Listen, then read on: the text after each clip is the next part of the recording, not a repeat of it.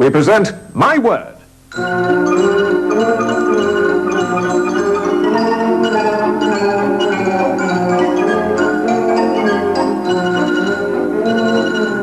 panel game devised by Tony Schrein and Edward J. Mason. And here to introduce the teams is John Julius Norwich.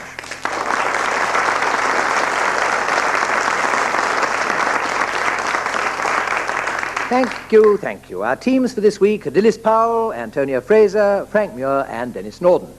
First, a round of caustic comments.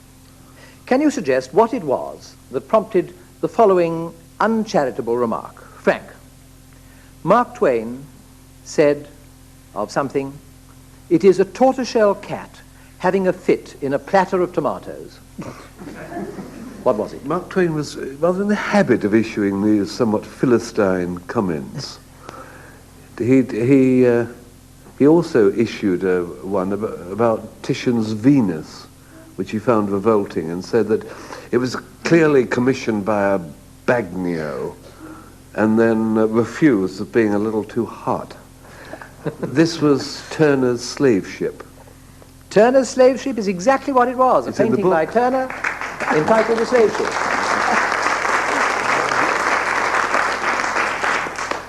Antonia, the Elizabethan man of letters, John Florio, referred to something as the paradise of women, the purgatory of men, and the hell of horses.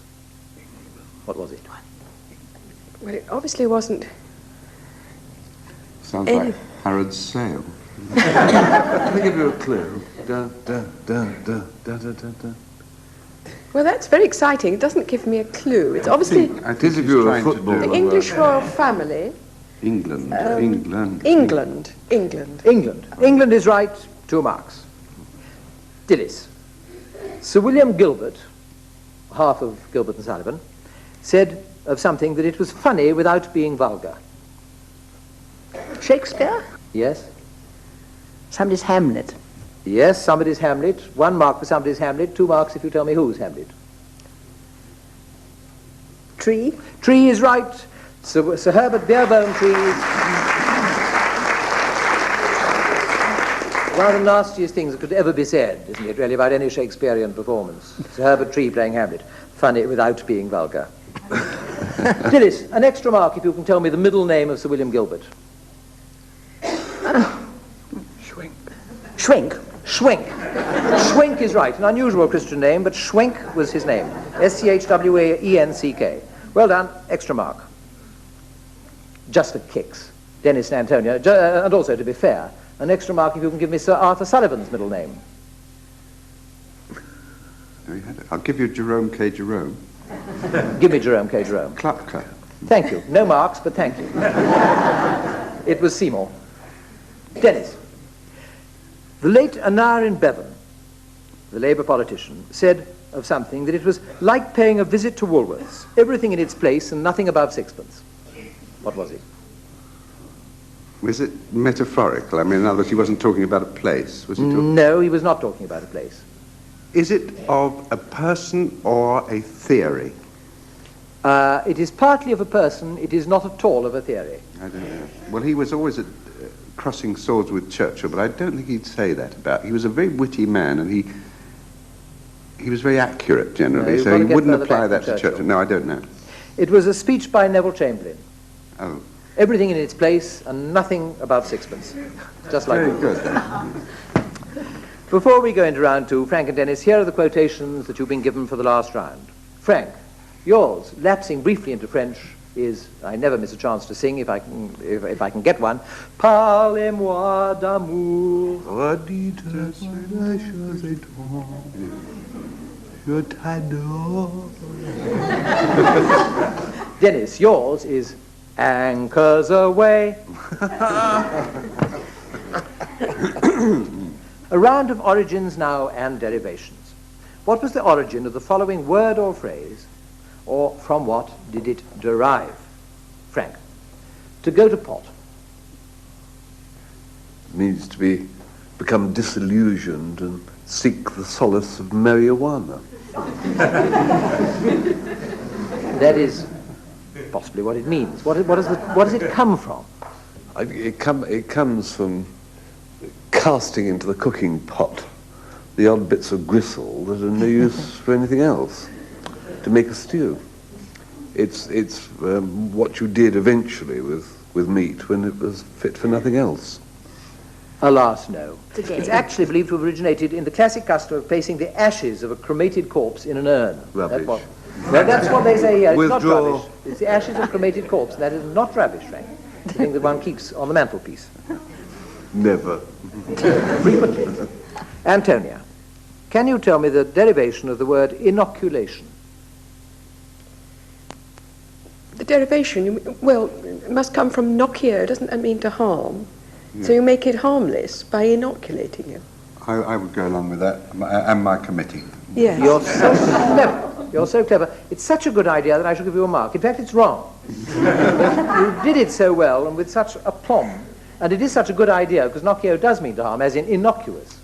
Exactly. But in this particular case, you're wrong. It's odder than that. It derives from the horticultural practice, you'll be interested to hear, of grafting a bud, the Latin for which is the word oculus, Now, onto an inferior plant to produce flowers of better quality.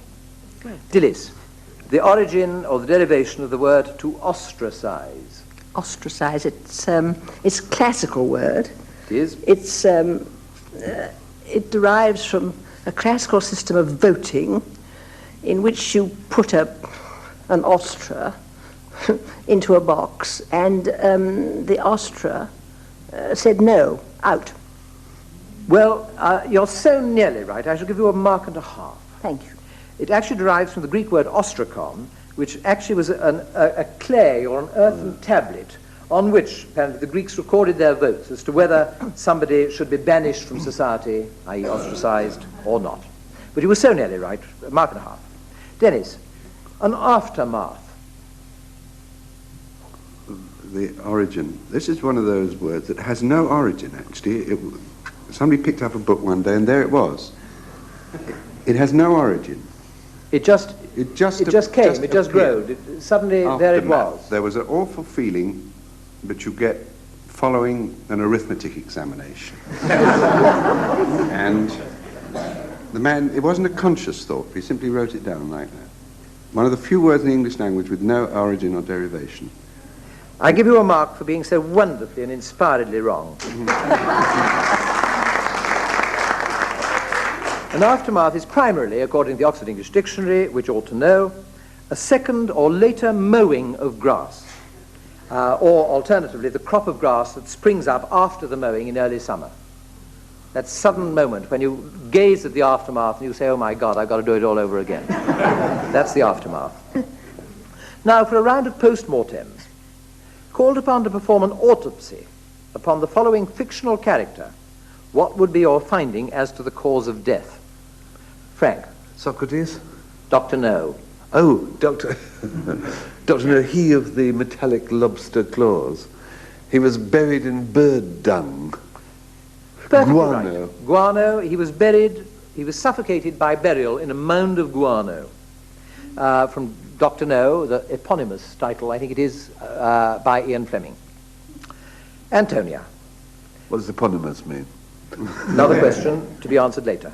Antonia, Mr. Crook, with a K, rag and bone man. How did he die? We know.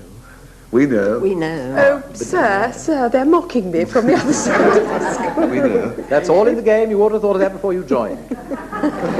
I'll allow them their petty moment of triumph. I think. You think that? Yeah, I would maintain a Our dignified committee will allow silence. them. You allow them a petty moment of triumph. Yes. All right, have your petty moment of triumph.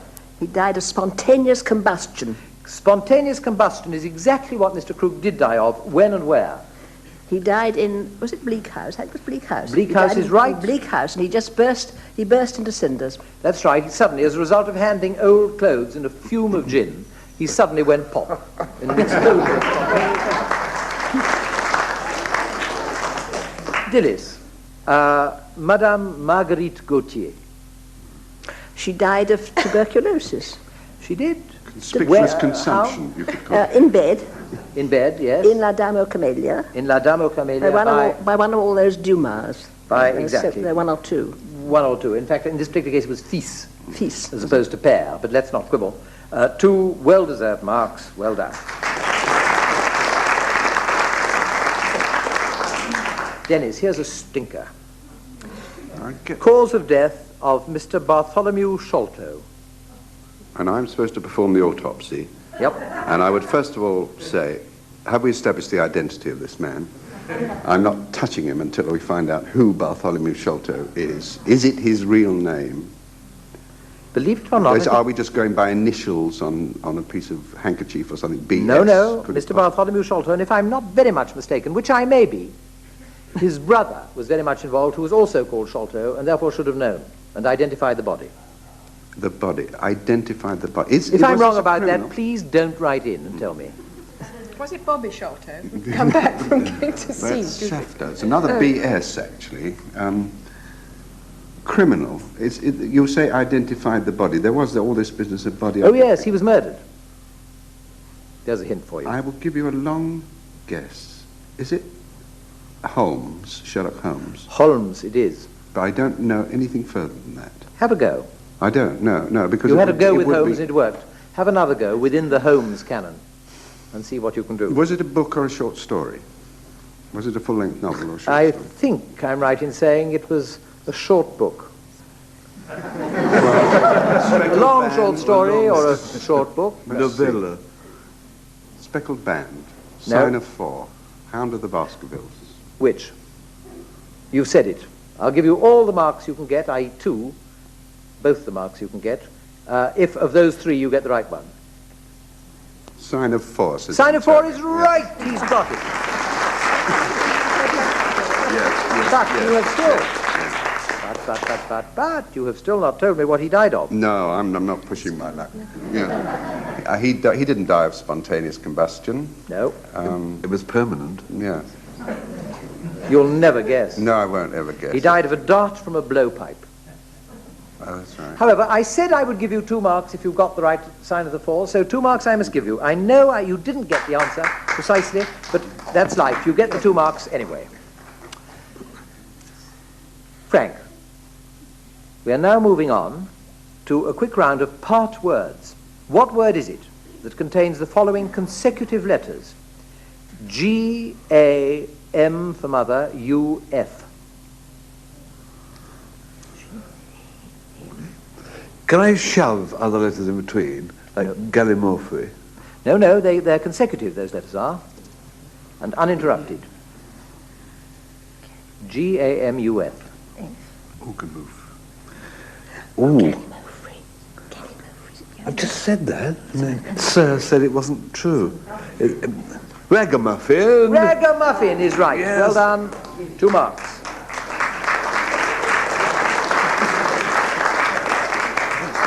Antonia, is your pencil poised? Poise it. T-C-H-P-H-R.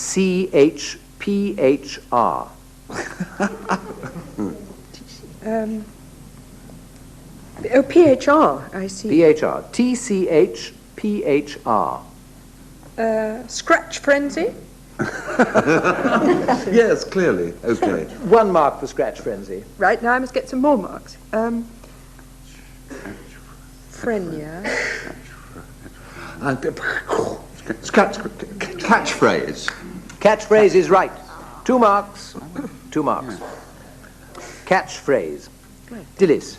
H-Y-T-H. H-Y-T-H. Town in Kent, try. With an E on the end. Hythe won't do. H-Y-T. I can't withhold from you Hythe, I don't think, can I? Possibly. It's not actually the word we were thinking of, but Hythe is a word, and it does contain those letters. Yes. So I think I must give you 2 marks. If you can think of another one, I'll give you another mark. Rhythm. Rhythm is right. I'll give you 3 marks. Well done. And Denis. K-E-S-H. Are you one of those nitpicking pedants who would always put a hyphen in cake shop? I would always, invariably, put a hyphen in cake shop, except when I spelt it with 2 different words. Wait a minute. Makesh, what's that? Spoke shave. There is Yes, Spoke shave is Yes. wonderful. Well done. It's not what I had here actually was makeshift. Antonia's got one. Makeshift. Makeshift is the one I had, but spoke shave is every bit as good. Well done. I will give you 3 marks too for spoke shave and makeshift, thereby overfulfilling your norm. And now we come to the last round, and Frank and Denis's quotations. Frank, your quotation, you will remember, is Parlez-moi d'amour. When I first got married, one of my ambitions was to introduce my wife as my wife. You know, and it took to the end of the honeymoon before it happened. We had a month's honeymoon in the south of France, in Cannes, when we were permitted to take with us £45 each for a month in Cannes. And the problem then was not to make the £45 last a month, but to get our hands on £45. The start of the honeymoon was quite, I was obsessed with the problem of the passport. And we were married by a marvellous priest, the late Father de Zulueta, and he said, no problem at all, actually. The passport, I have the passport, I keep the passport, your wife's passport, and in her married name. And he said, just one slight problem, that I might not be here on Saturday because I've got to go to Oxford, but don't worry, because Father Oswald will officiate if I'm not here, and the passports are in the second left, no, wait a minute, second right-hand drawer, no they're not. He said, I left them on the mantelpiece. No, I didn't. He said, they're on top of the desk. No, they're not. He said, they're in a folder in the left. Or he said, I do hope I get back because Father Oswald is rather vague. But all went well, and we proceeded to France in my fast sports car, which was a clapped-out Fraser Nash BMW with a bearing gone in the rear wheel, which made a grinding sound like a coffee grinder all over France. And we got down to the south of France, and we booked into this kind of hotel, which was kind of halfway between a boarding house, just at the back of Cannes, and there was one single bed, owing to a bureaucratic slip-up, which was 3'6" wide, which meant I was about to topple out of bed, so I extended my left hand, locked the elbow, and spent the night asleep, supported by a rigid arm. And at breakfast, it was a beautiful day, and there was a swimming pool in the hotel, and there was another Englishman there. Clearly, he looked a bit like me, with a moustache and hair and rather good profile. And he was standing, leaning against the door, looking at the swimming pool in the sunshine. And we used to wear woolen shorts in those days, woolen bathing costumes, which we don't any longer for very good reasons, because wool either, as you know, shrinks or it expands. And this chap's wool had expanded. And what should have been modest was wholly immodest. And all the other guests were tittering over breakfast. And I thought I had to do something. So I got up and strolled up to this chap and sort of pretended to look at the swimming pool with him and said, adjust your bathing costume. And I returned to my table, and he just stood there, not making any kind of move. Then after about a minute, he suddenly gave us a little convulsion of his middle, and a sort of downward swoop of one hand, and he was once more modest. But he didn't look at me. A wonderful example of the British on holiday. Didn't look at me at all.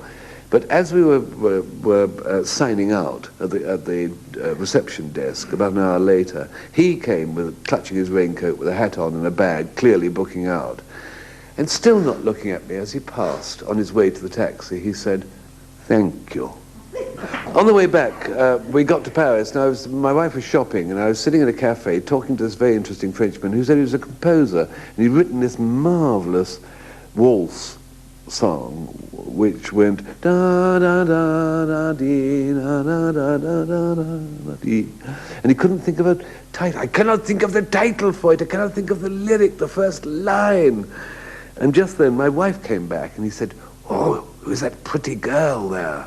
And I said, would you like me to introduce you to her? At last I could introduce her. He said, you know her? I said, yes, I do. With some pride, I said, may I introduce Polly Madame Muir? My line, he said, Polly Madame Muir.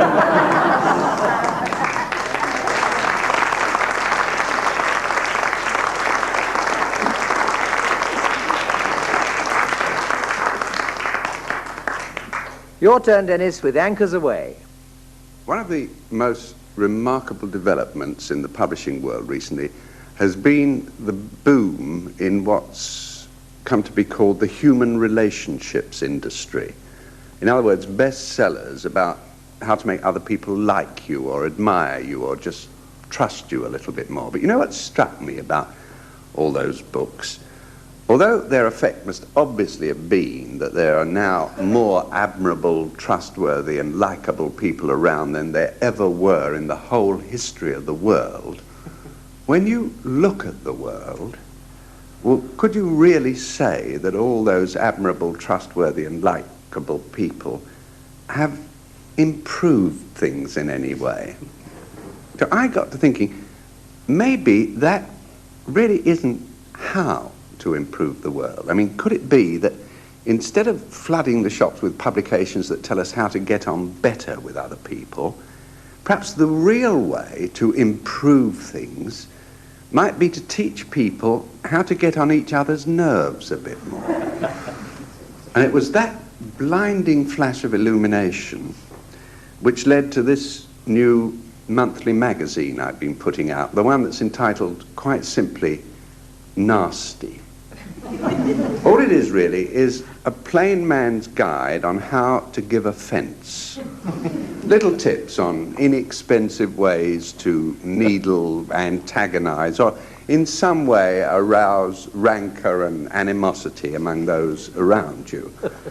Now, using the pen name I've adopted for that purpose, J.B. Beastly, what I do is I write chatty little pieces under such titles as Shortcuts to Making Yourself Profoundly Insufferable, or The Most Disagreeable Character I Have Ever Met, and What I Learnt from Him, or in our bumper November issue, A Golden Treasury of Misanthropic Perversity, including 12 ways to estrange friends and nauseate strangers.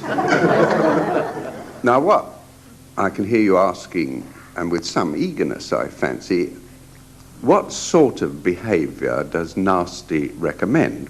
Well, it's nothing fancy, I promise you. It's an easy thing, faintly venomous, but easy tips, like always resting an elbow on both arms of a cinema seat. I can see people doing it here, which shows that our circulation. Another one that proved very popular is if you have guests coming to your home, fit the toilet roll holder in your loo with a roll of sandpaper.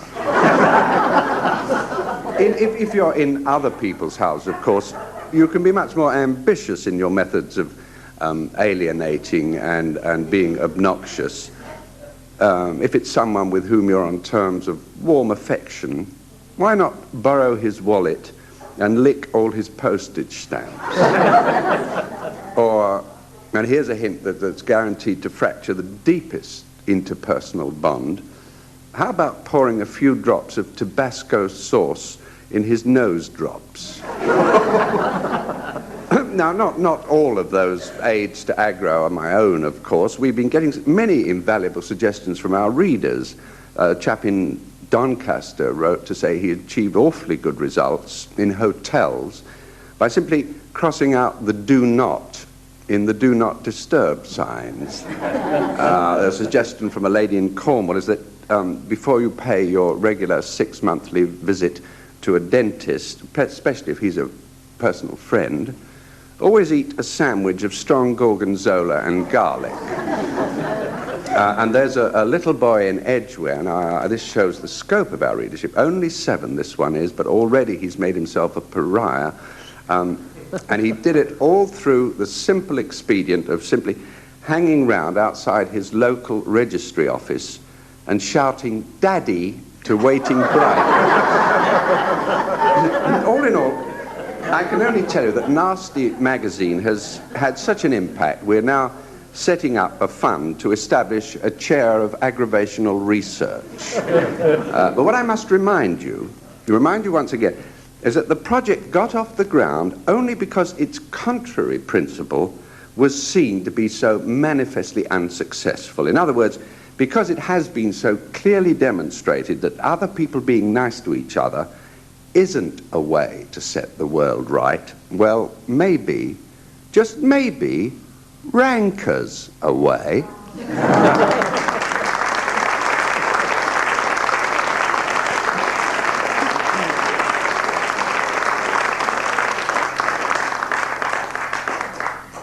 Well, ladies and gentlemen, I see from the score that Dilys and Frank are the winners.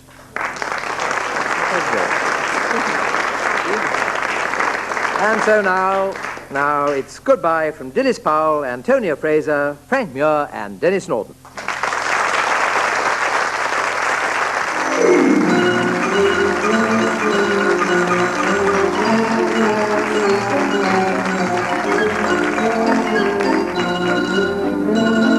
In My Word, the chairman was John Julius Norwich. The questions were compiled by Peter Moore, and the programme was produced by Tony Schrein.